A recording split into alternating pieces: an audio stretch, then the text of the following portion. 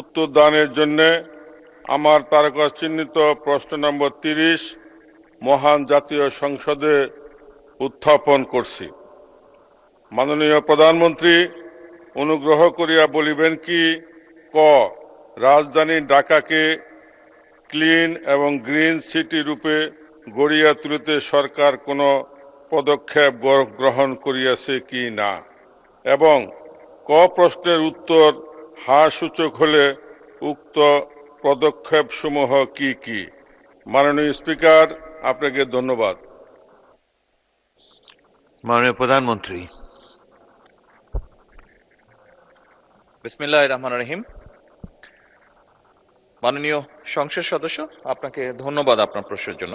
মাননীয় স্পিকার, রাজধানী ঢাকাকে ক্লিন এবং গ্রিন সিটি রূপে গড়ে তুলতে স্থানীয় সরকার বিভাগের আওতায় ঢাকা উত্তর ও দক্ষিণ সিটি কর্পোরেশনের মাধ্যমে নানাবিধ পদক্ষেপ নেওয়া হচ্ছে।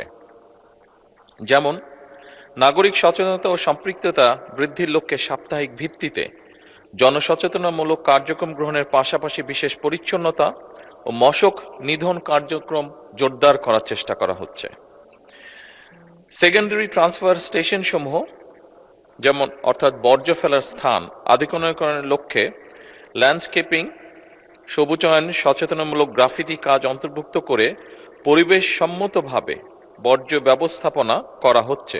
মাননীয় স্পিকার, ঢাকা দক্ষিণ সিটি কর্পোরেশনের এলাকায় রোড মিডিয়াম, সড়ক দ্বীপ ও উন্মুক্ত স্থানসমূহ সবুজায়ন করার লক্ষ্যে বৃক্ষরোপণ কার্যক্রম গ্রহণ করা হচ্ছে। মাননীয় স্পিকার, একই সাথে ঢাকা দক্ষিণ সিটি কর্পোরেশন কর্তৃক কোরিয়া ভিত্তিক বেসরকারি প্রতিষ্ঠানের বিনিয়োগে মাতাইল ল্যান্ডফিলকে সমন্বিত সার্কুলার ইকোনমি ভিত্তিক বর্জ্য ব্যবস্থাপনা এবং জ্বালানি উৎপাদন কেন্দ্রে রূপান্তর করার মাধ্যমে সকল বর্জ্যকে জিরো বর্জ্যতে রূপান্তর করার পরিকল্পনা গ্রহণ করা হয়েছে। মাননীয় স্পিকার, ঢাকা উত্তর সিটি কর্পোরেশনের আওতাভুক্ত বিভিন্ন এলাকায় নগর বনায়ন, মিয়াওয়াকি ফরেস্ট, এটা জাপানিজ একটি ফরেস্ট, এক ধরনের ছোট ছোট উন্মুক্ত মিডিয়াম জিরো সয়েল সবুজে আবৃত করার চেষ্টা করা হচ্ছে। মাননীয় স্পিকার, ঢাকা উত্তর সিটি কর্পোরেশনের আওতাধীন এলাকায় আগামী 5 বছরে ইনশাল্লাহ 5 লক্ষ বৃক্ষরোপণের লক্ষ্যমাত্রা নির্ধারণ করা হয়েছে।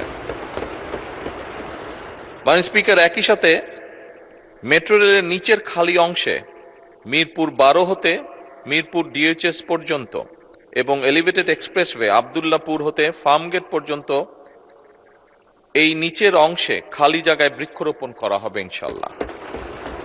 পাশাপাশি রাজধানী ঢাকাকে ক্লিন এবং গ্রিন সিটি রূপে গড়ে তোলার লক্ষ্যে পরিবেশ অধিদপ্তর কর্তৃক ঢাকা শহরের পরিবেশ দূষণ নিয়ন্ত্রণের অগ্রাধিকার দেওয়া হয়েছে।